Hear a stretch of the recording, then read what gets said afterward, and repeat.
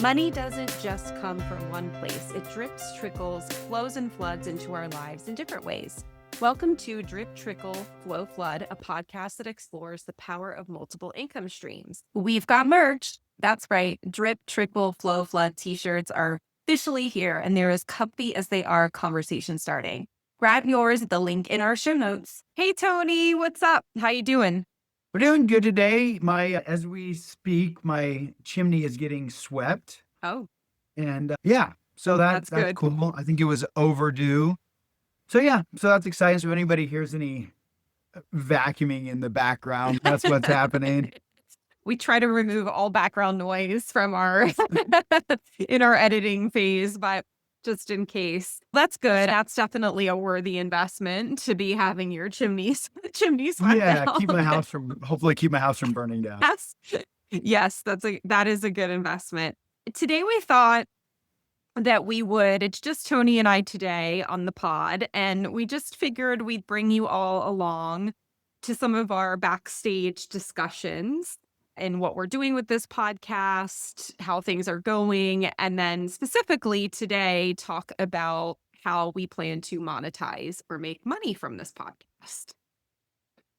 Yeah, I'm excited to have this discussion because having these honest conversations about money and open conversations, not just honest conversations, but just open conversations, I think is so cool. And so as Melissa and I have been talking about what the future of the podcast looks like, we do want to start figuring out a way to monetize it a little bit.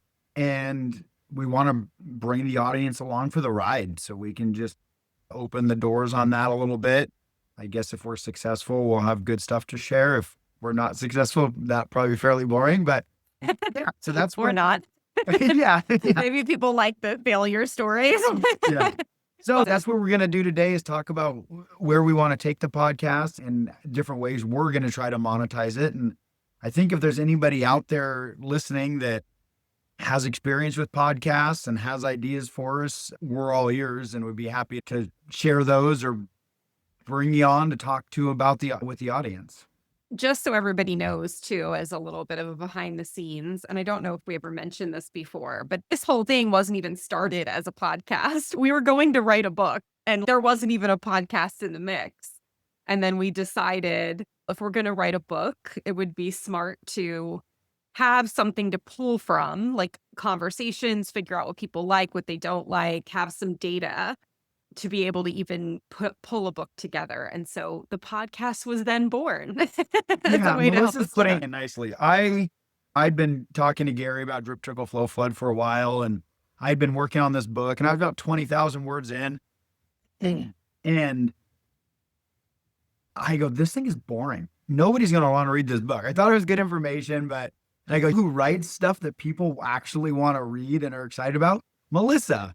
And so I reached out to Melissa and said, Melissa, you want to co-write this book with me? And she goes, yeah, let's do that. But let's start a podcast so that, we have some content and people will actually want to buy the book. So that's been the path. And I go, I don't know how to start a podcast. And she goes, well, I do. So here we are. So and I think maybe we'll talk about that a little bit more, or we can talk about it now. We are still planning on doing a book, probably just with where we're at with podcast in our world and all the different things we're working on. We feel like we're not quite ready to dive into that. There is some outline and there are some pieces, but we're thinking after the first of the year is when we'll dig into that a little more. Yeah. So in the meantime, we're going to sell you shirts.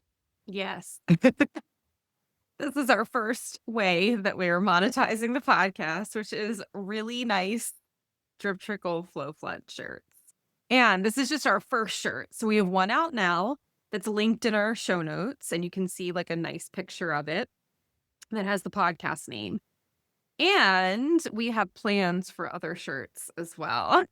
Yeah, so our merch line will continue to grow. Yeah, I don't know if anybody else will think they're funny, but Melissa and I think they're pretty funny.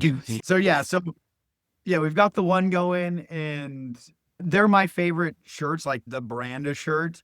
I am a total, I don't know if t-shirt snob's the right word, but my wife just thinks I'm overly particular, but this is the only type of shirt I like. Super soft and So that's what we're printing them on so that I'm happy to wear them. So they're up and we're going to start selling those. And so that's step one of, and I will say we did have one sale. We're off to a roaring start. That's great. Listen, I think we should celebrate all the sales. I think it's great. So that's number one is t-shirts and potentially more merchandise as we go down the line, but we'll see. We're taking an iterative approach in this, but shirts to start. Then we are planning to launch some consulting. So a way that we're able to help folks, our lovely listeners, to analyze their drip trickle flow floods. You want to tell them a little bit more about that, Tony? Yeah, the way I'm envisioning it now, and I do some long-term business coaching and real estate coaching and things like that. I see this as maybe more of a one-off type thing at this point. Could grow beyond that, but it's someone says, okay, here's my financial world a little bit. Excuse me. Here's my drip trickle flows and floods, and can send them over. It'd be a remote thing, and maybe it's a Zoom, or I don't exactly know how that conversation works. It'd be probably on a case by case basis, but look at it and analyze how it's coming in, maybe even how money's going out a little bit, and see if there's places. I always call it low hanging fruit, where there's a place to make more money in some places or cut some expenses in some other places. And so I think that would be fun. Good way to engage with the audience and potentially monetize a little bit. Right now, all the expenses, which are fairly minimal, but we're just paying it out of our pockets right now, which is just software and time. And I guess now some shirts and stuff, but we have low overhead. We have low overhead. We have very low overhead, and we want to keep it that way. But this must be close to our 25th episode or something that we're. Yep. So it is a lot of time, and I have to say it's been very fun, and I like getting the feedback from people, and I've learned a lot on it. So there are other benefits, but I think this is a little bit of putting our money where our mouth is, see if we can monetize it. Yeah. So as far as that goes, I'm pretty easy to get a hold of online if someone wanted to reach out directly to me, or they can comment in the show notes or something, or however they want to get a hold of us, or social media. We're on Facebook and Instagram and TikTok. You could send us a message there as well in the Drip Trickle Flood pages. Yep. Lots of ways to get in touch. I have Tony's website. Tony's website is also always linked in our show notes. So if you do want to reach out to him directly, you always can do that. He's an excellent consultant with lots of experience, if that's of interest to anybody.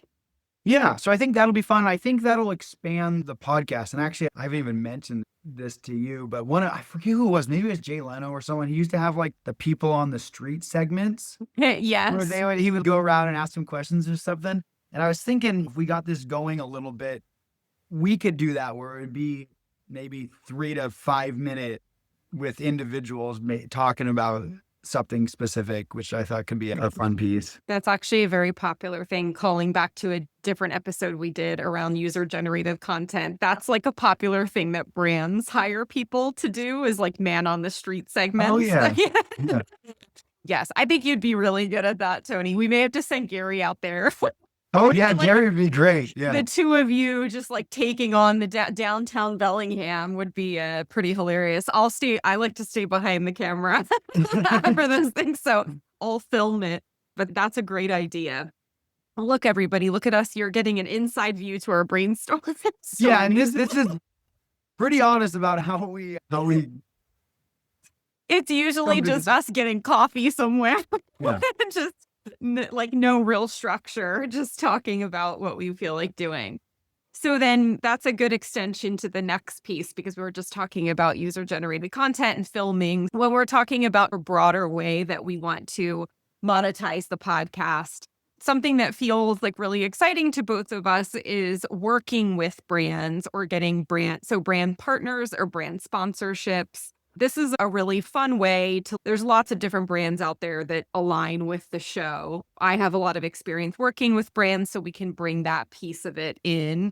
But also, it's a nice way to continue the podcast and to keep making impact, which is something we talked about in a different episode as well, without having to always pass that cost along to the consumer. Yeah. And So there's a couple different ways you can do this, and I'm sure everybody's heard both, right? There's the ads where the hosts are reading the ad, and then there's the ads where maybe it's pre-recorded and it cuts in, goes to those ads, and then cuts back. And those, Melissa, more about this, so maybe you should talk about it, but those are national that we could run those, and I think we get paid based off of listens. Is that true? Yes, I believe so. They're like ad networks. Yeah. Honestly, I don't even know that much about it because I don't do that piece. But yeah, so they're like ad networks you can work with where there's a percentage base based on, I think, listens, but I could be wrong. Could be wrong about that. Or you work directly with the brands where like we put together a package for them. And I mean, we both talked about this, like preferring that way, because then you're vetting who the brands are, right? And we're able to like work with them directly versus if you just work within an ad network, you can't control what ad goes on. I actually had a client a couple years back who was on a podcast. She's in the wellness industry and she was talking about like anti-diet culture, right? Like how like the negative things about dieting. And then right in the middle of her episode was an ad for a diet pill. So I always think of that example as we definitely don't want some scammy, strange thing to come up in the middle of our podcast episode about finance. Yeah. So we are still like looking through that and deciding what we want to do. But ideally, we want to work directly with brands that align with the message of our show. Yeah. And I don't want to be touting something I don't believe in. Although part of me is just curious. And we'll tell you beforehand if we're going to do this. But I want to just try those and see what happens. See how much money it generates. See what kind of ads pop up just as an experiment, even if we only do it for an episode or two, just because I'm curious. And I think it might be a good podcast episode once we figure out what we learn. And is that dripping in 25 cents or is I tried it with my website and there'd be like some trickles in of a little bit of money. And I just didn't like it because I thought it made my website look cheap and annoying. And so I took it off of there, but it was interesting to just play with it. And I think that's a big part of money and trying different things is to test them out and see what happens. I don't know, Melissa and I might have to arm wrestle over it, but I think it'd be fun. She's someone that's doing this, right? So we're going to let them be the first guinea pig. Yes. One of my colleagues has been a podcaster for a while, and she's testing out the ad network thing. We'll see. She's going to give us some advice around it. And then I'm open to it. I just think it's funny if we have some smarmy, like, podcast bro screaming into a mic ad, like, in the but then again, it would be probably also funny. Here's the other thing that I'm curious about. Because I was reading something about it, but I also would be curious, like, does everybody hear the same ads? No. They're going to hear different ones. So I'd be curious to like run it and then have our listeners tell us what ads they heard, if they want to be honest. So maybe some people won't want to share what ads they get, but because it's all targeted based off of what because they're always listening, basically. I think it might be a fun experiment, but we're not doing that immediately right now. We're going to try to sell a shirt or two. And we'll also, the podcast is one thing, but we're expanding the brand. So we're in the very like infant stages of this, but Tony has set up our Facebook and Instagram. And so obviously Instagram provides an opportunity to work with brands. And I am embarrassingly, like, let's say I'm like not even born yet on TikTok, starting to get our TikTok going. And so again, that's a platform where you can work with brands as well. So we've toyed with that. And we're on Substack, and we've talked about Substack. Other types of information. So we're on YouTube now too. Oh yeah, we're on YouTube now, just audio. Yep, but that's okay. We haven't committed to blowing ourselves off before we record these things. Wait till we're in a fancy studio, everybody. But yeah, I mean, so I'm proud of us because we did talk about that. We'll let the audience in on that because when we first talked about this podcast, that was something we batted back and forth is, should we do it on Zoom? Don't we need a studio? Do we need video? And I think we just decided to take action with the least path of resistance. And I think that was a great decision. But it also just allows us to grow. So if we do ever want to like reinvest and do video and have a nice Yeah, and we background. talked about being in a studio somewhere and actually looked at a couple different options or whether we're sharing our Zoom, and there's so many levels to this. But yeah, as it grows, as we share different information in different ways, right? And that may be through social media and on Substack, and maybe we'll even have a website someday that could have information on there for people. But we are doing this also with the idea that Melissa and I want to keep enjoying it and have it be fun, which it has been, and not have it take away from some of the other things in our life that we also enjoy doing. Yeah. I think that's a good bridge to what we're not doing to monetize Yeah. the podcast because like any business, there are lots of things you could do, but should you? And a lot of that comes down to like us having honest conversations about energetically what we want this to be. Like how much time do we want to devote to it? How much energy? Like Tony said, what feels pleasurable, what feels fun. And so we batted around a lot of ideas. This isn't to say we'll never ever do this, but we batted around some of the more, I would say, obvious ideas. Like, do we have a course? Do we create an online community or an offline community? Do we do workshops? And we said no to those things, at least let's say a no for now, because it just didn't feel aligned with the time and energy that we want to put in. Even though those are great ideas, it just isn't necessarily a fit for either of us right now.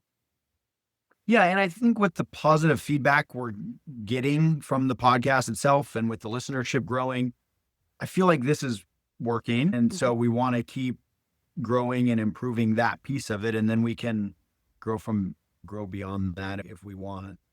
But putting out this consistently is our main focus right now. Yep, absolutely. And then one last thing we had batted around, and we can, if any listeners want to weigh in on this of maybe things you might be looking for is digital products. Are there any worksheets, spreadsheets, like anyone is interested in things that you're looking to learn? Tony, I think you had mentioned before maybe an idea around like something around a real estate deal, like a breakdown sheet or something. Yeah, breakdown of that. And I really like infographics. And I know that Canva, I've never made one. I think they're cool to look at. No, I know that Canva has templates for them. So I've been thinking, I haven't taken action yet, but I've really been thinking hard trying to make an infographic. And unfortunately, what that means is I will make something that probably doesn't look that good. And then I'll either need Lindsay, my wife, or Melissa to help me polish that thing up before we send it out to the world. Anyways, someday maybe there'll be an infographic, or I'll just randomly post it on Instagram, and then you'll have to look at it really fast before Melissa tells me to pull it down because it looks. Maybe some digital products, maybe. And I do want to create value. That's the thing. I am passionate about financial education, financial literacy. I'm a firm believer in different income streams, and I think that it can help people reach their goals. So all joking aside, I do think there's a lot of good information. So if there's things that people do want to see, we're doing this for the audience. If there's stuff you want to see, let us know. And if we think we could do a good job providing it, then, we can look at pursuing it. Yep. Yeah. Yeah. All Well, right. thanks everybody for joining our little behind the scenes breakdown of our podcast. We've also just really enjoyed making this content for you. I think we just released episode 26. So that's a lot. Yeah, it is. From this little idea that we really had just over 6 months ago. It's hard to believe that it's already been 6 months since we released that many. And I think we'll do occasionally an episode like this where we can let everybody know what we're up to, and assuming we have some money to dig into, we can dig into what those different income streams, if any of them are being successful, and there's any traction there. Yeah, I think if people like this kind of episode, let us know and we can keep pulling back the curtain a little bit every so often. Yeah. Thanks everybody for joining us. And if you like this episode, please rate and review on your favorite podcast platform. And we'll see you next time on Drip Trickle Flow Flood. Bye, everybody.